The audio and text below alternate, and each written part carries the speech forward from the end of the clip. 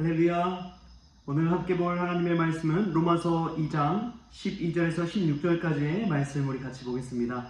로마서 2장 12절에서 16절까지 말씀. 무릇 율법 없이 범죄한 자는 또한 율법 없이 망하고 무릇 율법이 있고 범죄한 자는 율법으로 말미암아 심판을 받으리라. 하나님 앞에서는 율법을 듣는 자가 의인이 아니요 오직 율법을 행하는 자라야 의롭다 하심을 얻으리니 율법 없는 이방인이 본성으로 율법의 일을 행할 때에는 이 사람은 율법이 없어도 자기가 자기에게 율법이 되다니 이런 이들은 그 양심이 증거가 되어 그 생각들이 서로 혹은 고발하며 혹은 변명하여 그 마음에 새긴 율법의 행위를 나타내느니라. 곧 나의 복음에 이른 바와 같이 하나님이 예수 그리스도로 말미암아 사람들의 은밀한 것을 심판하시는 그날이라. 아멘. 할렐루야. 오늘 말씀 가운데 귀한 은혜가 저와 여러분의 있기를 소망합니다. 한 부자가 있었습니다. 부자가 목사님 바로 뒤에 와서 하는 이야기가 자신은 주일에도 회계장부를 정리해야 합니다 하면서 웃으면서 이야기했다고 합니다. 무슨 말이냐? 자신은 주일에 교회에 나오지 않고 회계장부를 정리해야 될 만큼 부자고 또 일도 많고 하다는 것이죠. 그 말을 들은 목사님이 뒤를 돌아보며 이렇게 이야기했다고 합니다. 맞습니다. 당신은 심판날에 하나님 앞에서 회계장부를 검토해야 되는 그날이 올 것입니다. 당신의 인생에 있어서 회계장부를 하나님께 검토받는 그날이 올 것입니다. 여러분, 그렇습니다. 우리가 일상 중에 아무리 바쁘더라고 하더라도 정말 분주한 일상을 살고 때로는 일에 치여 사는 삶, 성공의 삶을 살지라도 하나님 앞에 서는 그날이 있다는 것을 꼭 기억할 수 있기를 바랍니다. 그때 현재 우리의 인생이 달라질 수 있는 것이지요. 하나님 앞에 심판받는 그날이 있다는 것을 알 때에 우리는 죄 가운데 빠지지 아니하고 오직 깨어서 하나님 앞에 생활할 수가 있는 것입니다. 오늘 이 말씀은 하나님의 심판에 관해서 이야기하고 있습니다. 율법으로 말미암든지 율법이 없든지 우리는 하나님의 심판대 앞에 설 수밖에 없다는 사실을 사도 바울은 이야기하고 있습니다. 믿지 않는 자라고 할지라도 그 안에 있는 양심과 도덕의 법이 자기를 심판하고 자기를 고발하고 있다는 것이지요. 정말 그렇습니다. 믿는 자들에게는 율법과 같은 말씀이 있죠. 이 말씀을 통해서, 이 계명을 통해서 내가 하나님 앞에서 꼭 지켜야 할 일들을 깨닫게 됩니다. 그러나 믿지 않는 자들이라고 할지라도 자기 양심에서 도덕처럼 자기 양심이 자신을 찌를 때가 있는 것이지요. 예를 들면 그렇습니다. 살인하는 것, 마음에 찔리는 것이죠. 누군가를 해하는 것, 마찬가지입니다. 부모님을 공경하지 못하는 것, 마음에 찔림이 있는 것이지요. 아기를 보면 사랑스럽고 안아주고 보호하고 싶은 본능 같은 게 누구나에게 다 있지 않습니까? 우리는 믿는 자든 믿지 않는 자든 다 이 양심과 도덕의 범주 안에서 생활하고 있는 것입니다. 유대인들은 율법으로 심판을 받는 것이고 유대 외의 이방인들은 자기 양심과 도덕으로 인해서 심판을 받게 된다는 것이죠.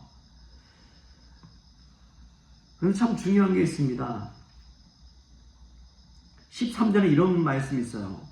하나님 앞에서는 율법을 듣는 자가 의인이 아니요 오직 율법을 행하는 자라야 의롭다 하심을 얻으리니.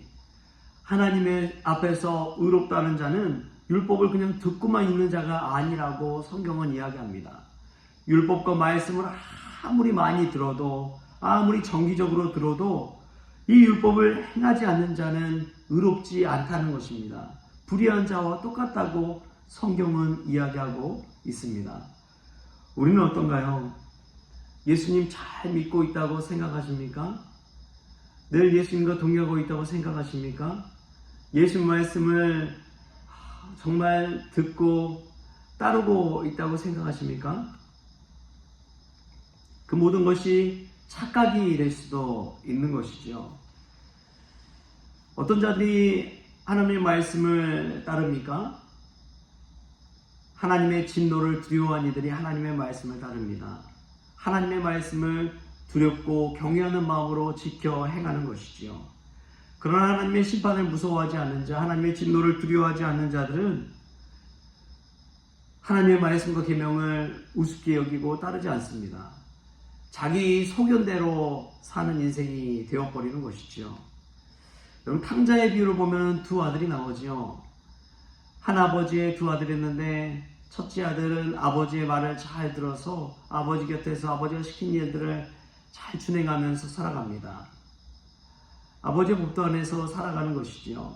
그러나 둘째 아들은 자기가 아버지가 죽으면 상속받을 그 재산을 미리 달라고 아버지께 요청합니다. 아주 무례한 자식이죠. 그런 자식을 아버지는 그 말 그대로 그냥 들어줍니다. 자신의 상속할 재산을 미리 떼어서 아들에게 내어줍니다. 아들은 신이 나서 먼 타국에 가서 그 돈을 가지고 흥청망청 살게 되는 것이죠. 친구들도 사귀고 또 그 재산을 가지고 호의호식하며 자신의 탐욕대로 다 써버립니다. 돈이 있을 때는 사람들이 따르지요.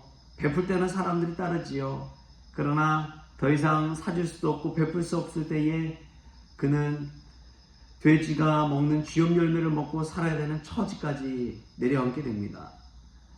그런 처지가 돼서야 아버지 밑에서 사는 것이 참 복된 것이다 라고 깨닫게 되는 것이죠. 그리고 아버지 곁으로 돌아오게 되는 것입니다.